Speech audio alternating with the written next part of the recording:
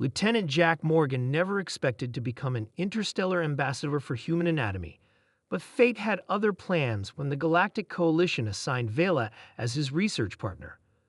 Vela belonged to the Novali species, tall, slender beings with iridescent skin that shifted between shades of purple and blue depending on their mood.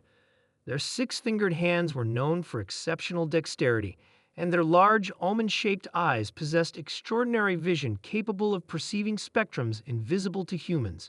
But what the Novali lacked was something humans took for granted: sweat glands. "You're leaking again," Vela observed, her head tilted to one side as she watched Jack finish his workout in the ship's gym. "Fascinating." Jack grabbed a towel and wiped his face. "It's called sweating. We've been over this." "But it's so efficient asterisk." Vela moved closer, her skin pulsing with an eager blue glow. "Your species regulates temperature through liquid secretion, while mine requires hours of regenerative hibernation after thermal stress."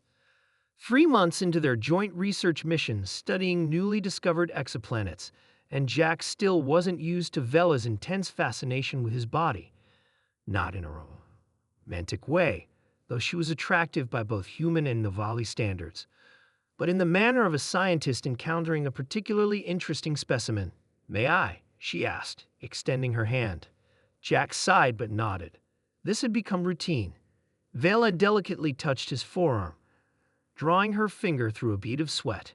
She brought it to her sensory organ, a small ridge along her temple that analyzed chemical compositions. Sodium, potassium, calcium, and so many others.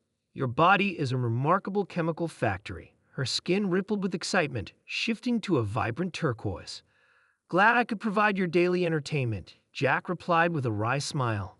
Their research vessel, the Horizon Asterisk, hummed quietly as it orbited the ice planet designated Key T-219. Tomorrow, they would descend to collect samples from its methane lakes, but tonight was for rest and preparation. Vela followed Jack to the mess hall, peppering him with questions that had become commonplace between them. "And you truly sleep for 8 hours every cycle?" "On good nights," Jack said, grabbing a synthetic protein pack from the dispenser. 8 hours of unconsciousness, so vulnerable, so trusting. Jack hadn't considered it that way before. "I'd guess so. My species requires only 2 hours of meditation. We evolved as prey animals on a world with 3 predatory species. Those who slept deeply didn't survive."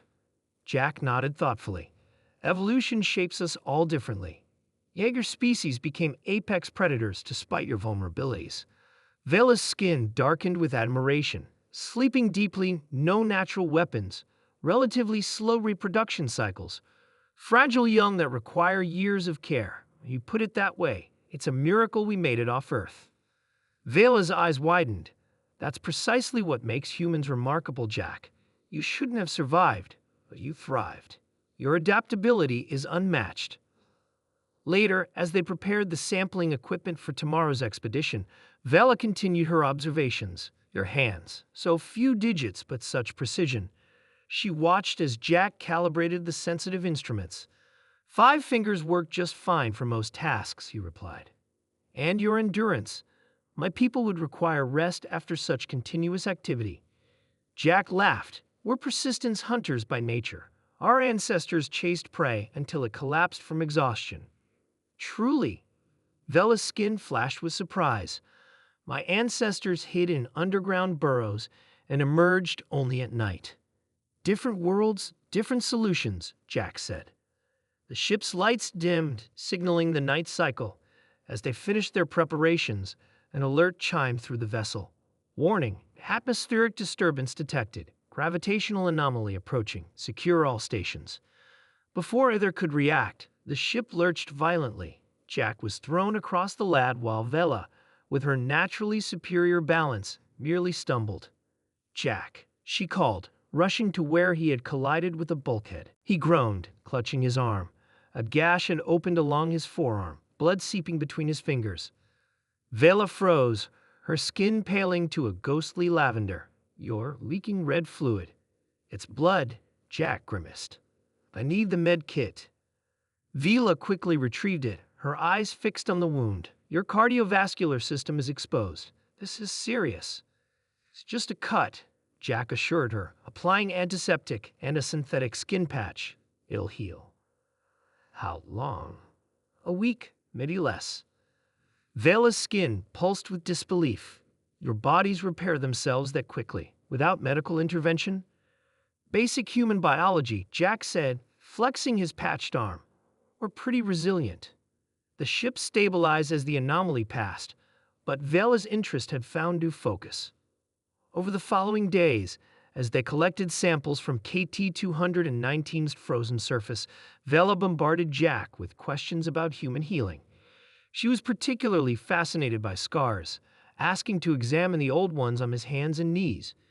Each mark tells a story of damage and recovery, she marveled. My species' scarring is considered catastrophic failure. When they returned to the Galactic Coalition headquarters a month later, Vela surprised Jack by requesting permanent assignment as his research partner. The Coalition wants to know why, her superior asked. Humans are extraordinary, Vela replied, her skin glowing with conviction. They sweat, they bleed, they heal. They sleep deeply in dangerous environments. They should be vulnerable, yet they've survived challenges that would extinguish most species. She turned to Jack. I believe studying humans, particularly this specimen, will advance our understanding of adaptability and resilience. These traits may prove essential for our collective survival. Jack smothered a smile at being called a specimen, but felt an unexpected pride in Vela's assessment. The assignment was approved, and as they prepared for their next mission, Vela approached Jack with formal solemnity. I must inform you that my interest in human physiology has developed beyond professional curiosity, she stated, her skin flickering between deep blue and soft pink, colors Jack had never seen on her before. Jack raised an eyebrow. Oh, yes, I find your biological functions not merely fascinating, but attractive. Is this acceptable? Jack couldn't help but laugh. Most humans prefer a dinner invitation first. But yes, I'd say it's acceptable. Vela's skin brightened. Excellent. I would like to observe your digestive process over dinner then. Not exactly romantic by human standards, but Jack found himself looking forward to it nonetheless. After all, interspecies understanding had to start somewhere.